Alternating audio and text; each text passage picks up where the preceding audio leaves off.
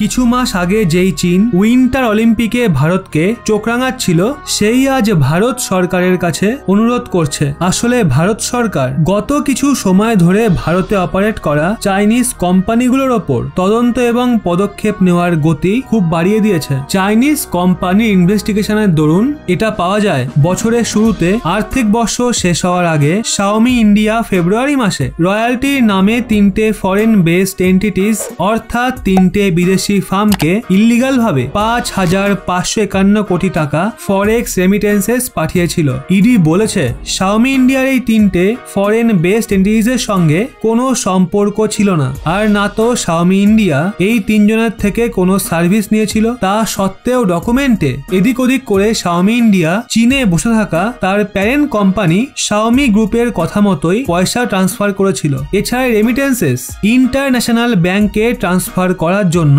Xiaomi India ইন্ডিয়ার ব্যাংকে misleading information প্রদান করেছিল, ট্যাক্স চুরি করার চেষ্টা করেছিল, আর ইল্লিগাল ভাবে পয়সা ভারতের বাইরে পাঠাচ্ছিল। ভারতে এনফোর্সমেন্ট ডিরেক্টরেট ওই সময় চাইনিজ কোম্পানি শাওমি ইন্ডিয়ার 5,551 কোটি টাকা ফরেক্স ভায়োলেশন করার জন্য তাদের ব্যাংক অ্যাকাউন্ট থেকে সিজ করে দিয়েছিল।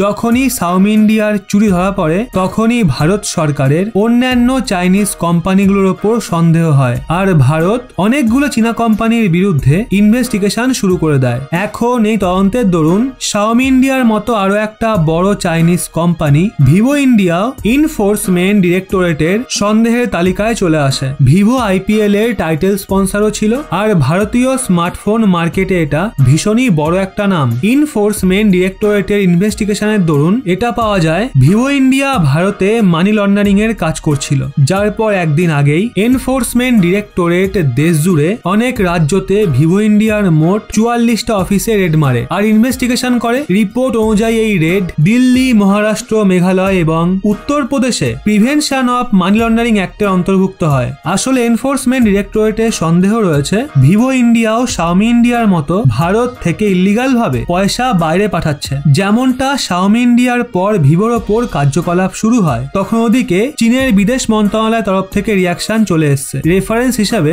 স্ক্রিনে দেওয়া আর্টিকেলটা দেখুন, যা অনুযায়ী চীন ভারতের কাছে আবেদন করেছে ভিভো ইন্ডিয়ার বিরুদ্ধে যে ইনভেস্টিগেশন চলছে সেটা ভারতের আইন অনুযায়ী হওয়া উচিত, মানে ভারতের আইনের অন্তর্ভুক্ত থেকে হওয়া উচিত। চীন ভারতের কাছে রিকোয়েস্ট করেছে চীনা কোম্পানির সাথে ডিসক্রিমিনেশন অর্থাৎ কোনো ভেদাভেদ না করার। রিপোর্ট অনুযায়ী চীন বলেছে তাদের এই ব্যাপারটা আশা রয়েছে ভিভো ইন্ডিয়ার ওপর আইন অনুযায়ী কার্যকলাপ হবে, আর ভারত সরকার চাইনিজ কোম্পানিকে ভারতে fair and non discriminative business environment provide করবে। চীনের বিদেশ মন্ত্রণালয়ের স্পোকপারসন বলেছেন চীন সর্বদা তার কোম্পানিগুলোকে বলে তারা বিদেশে যে দেশেই বিজনেস করুক ওখানকার রুল অ্যান্ড রেগুলেশন যেন অবশ্যই ফলো করে। ততক্ষণ আমরা চীনা কোম্পানির যে আইনি অধিকার ও ইন্টারেস্ট রয়েছে সেটাকে সেফগার্ড করার জন্য তাদের সঙ্গে থাকবো। জাউলিজিয়া বলেন সে ভারতের কাছে আশা করে যে চীনা কোম্পানিগুলো ভারতে বিনিয়োগ করছে, ভারতে অপারেট করছে, সেগুলোকে ভারত সরকার আইন অনুযায়ী ফেয়ার অ্যান্ড নন ডিসক্রিমিনেটিভ